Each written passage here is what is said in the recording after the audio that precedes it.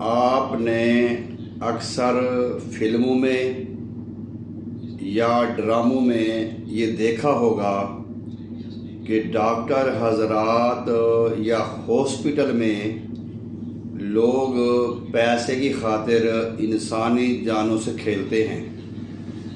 مرے ہوئے کو ورثہ کے حوالے نہ کرنا، پہلے بل کلیئر کا کہنا، اس طرح کی بے شمار فلمیں ڈرامے آپ دیکھتے ہوں گے، دیکھے ہوں گے پہلے۔ اور یہ بات صرف ڈراموں کی حد تک یا فلموں کی حد تک نہیں ہے، یہ حقیقت بن چکی ہے۔ اور اکثر، سارے نہیں، اکثر جو ہاسپٹل ہیں اور اکثر جو ڈاکٹر حضرات ہیں، سارے نہیں کچھ، تو ان میں صرف اور صرف کاروبار کے لیے، پیسے کے لیے اور اپنا دھندا چلانے کے لیے اس مقدس پیشے کو بدنام کر رہے ہیں۔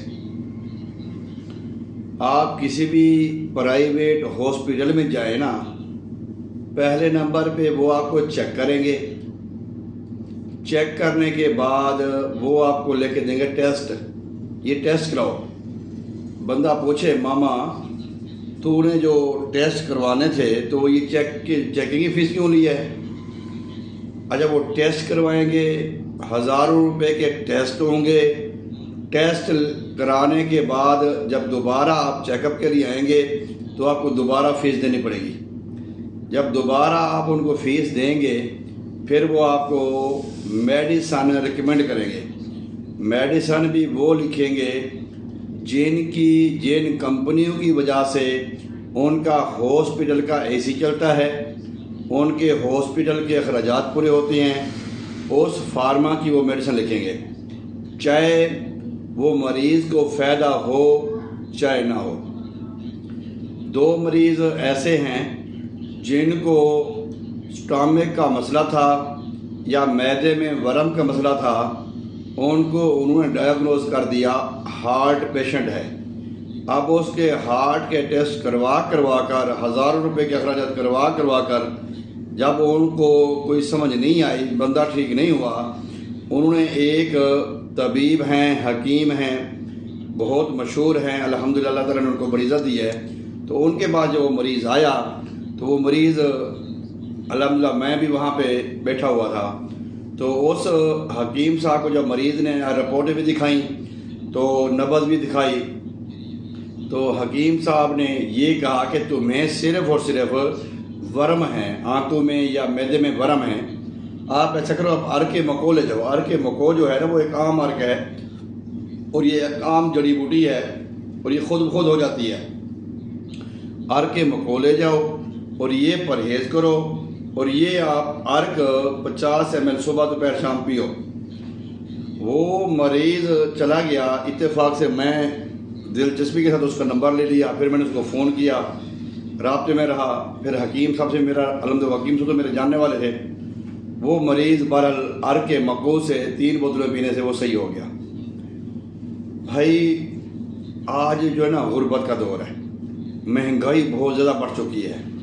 یہ جو مقدس پیشہ ہے ڈاکٹروں کا یا حکیموں کا یا معالجوں کا، یہ ایک مسیح ہے۔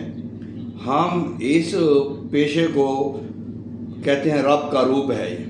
اگر رب ہمیں زندگی دیتا ہے تو اس کا وسیلہ یہ ڈاکٹر حضرات بنتے ہیں، حکمہ حضرات بنتے ہیں، معالج بنتے ہیں۔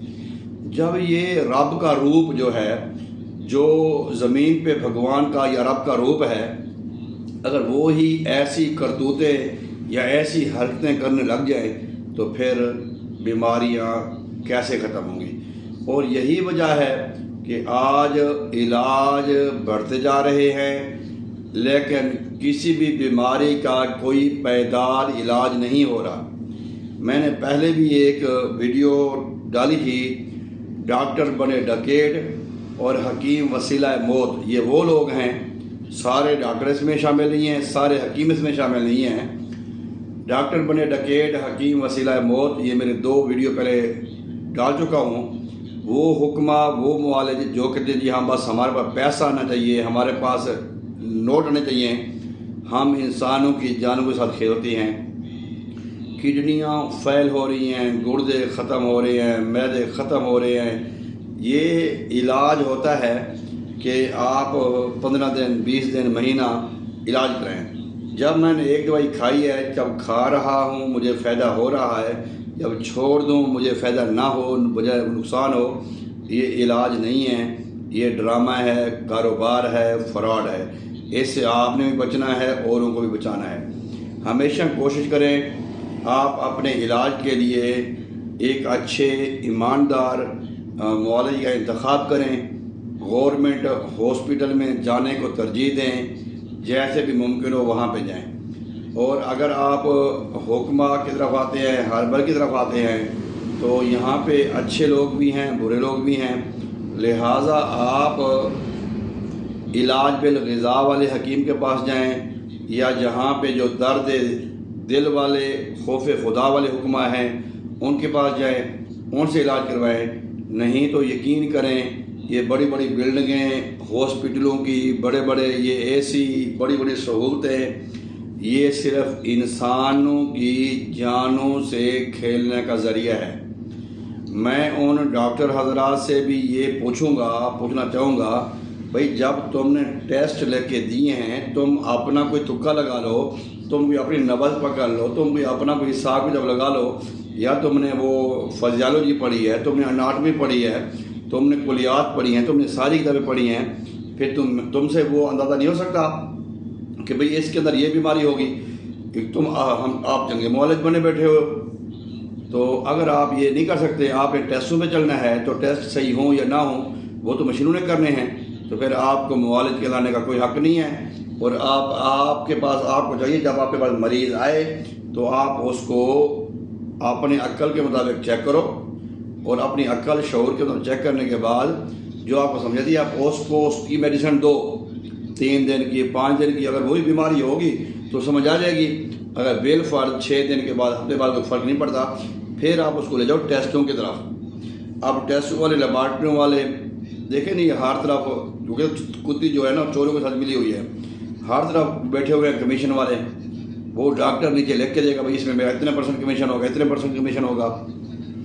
ہمارے پاس بے شمار پیشنٹ آتے ہیں، تو میرا ایک درد تھا، میرا ایک دل تھا، میں اکثر ڈرامہ بھی دیکھتا ہوں، فلمیں بھی دیکھتا ہوں اس طرح کی، تو یہ خدا را پاکستان اور جتنی بھی دنیا کے جو معالج ہیں، آپ ایک مسیح ہیں، آپ ایک رب کا روپ ہیں زمین پہ، لوگ آپ کو اللہ کے بعد آپ کو سارا سمجھتے ہیں۔ خدا را آپ کاروبار کو کاروبار، اس کو کاروبار نہ بنائیں، خدمت سمجھ کے کام کریں، مناسب جائز فیس لیں، اور مناسب جہاں پہ 1-2 ادویات کا استعمال ہو سکتا کریں۔ یہ نہیں کہ آپ ایک لمبی لسٹ بنا دی، وہ بھی دے دیا، وہ بھی دے دیا، وہ بھی دے دیا، اس طرح نہ کریں۔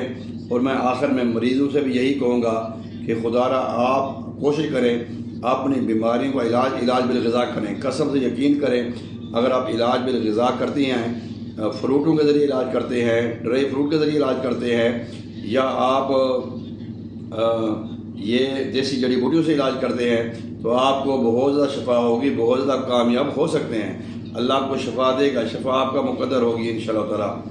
اور اگر آپ نے اس طرف جانا ہے، پھر یہ بات خطرے والی بات ہے، یہ میں استغفر کوئی حسد بغض کی بنا پہ نہیں کر رہا، آپ پڑھے لکھے لوگ ہیں، سوشل میڈیا کا دور ہے، آپ کوئی کسی بھی جو میڈیسن آپ کھا رہے ہیں، آپ اس کے سائیڈ ایفیکٹ دیکھیں نیٹ کے اوپر، سوشل میڈیا کے اوپر، تو آپ کی آنکھیں آپ خود بخود کھل جائیں گی۔ تو لہٰذا بچے، ڈاکٹروں سے بھی کہوں گا، معالجوں سے بھی کہوں گا، خدا را کوئی ہوش کے ناخن لیں اور احتیاط کریں، اللہ کے خوف سے ڈریں۔ ہم نے سدا یہاں نہیں رہنا اور نہ ہی دوبارہ لوٹ کر آنا ہے۔ یہ بلڈنگیں، یہ پلازے، یہ دکانیں، یہ کاروبار یہیں پہ رہ جائیں گے، اکیلی قبر میں جانا ہے۔ اور اللہ تبارک تعالیٰ کی جو بیمار مخلوق کی خدمت کرتا ہے، اللہ تعالیٰ اس کو دونوں جہانوں میں عزت دیتے ہیں، اس کو پرامن طریقے سے اللہ تعالیٰ اس کو کامیابی سے ہمکنار کرتے ہیں۔ اور آج ہماری ناکامی کی وجہ بھی یہی ہے، ہارٹ کا ڈاکٹر ہارٹ کا پیشنٹ خود، آئی کا ڈاکٹر آئی کا پیشنٹ خود، سٹامک کا ڈاکٹر سٹامک کا پیشنٹ خود۔ یہ بیماریاں ہمارے گھروں میں بھی آ چکی ہیں، تقریباً ہمارے گھروں میں آ چکی ہیں، کہ جب ہم عوام کے ساتھ کھیلنا شروع کر دیں گے، اللہ کی مخلوق کے ساتھ، اللہ کے حبیب کی امت کے ساتھ کھیلنا شروع کر دیں گے، تو پھر بیماریاں ہمارے گھر میں بھی آ سکتی ہیں، تکلیفیں ہمارے بھی گھر میں بھی آ سکتے ہیں. ہو سکتا ہے جس مریض کا علاج کرنے کے لیے ہم نے اس کو کاروبار بنایا ہوا ہے، اور لیبارٹری والے کو بھی کاروبار کروا رہے ہیں، میڈیسن کمپنی والے کو بھی کاروبار کروا رہے ہیں، خود بھی کاروبار کر رہے ہیں، اس سے بڑی بیماری ہمارے گلے میں پڑ سکتی ہے.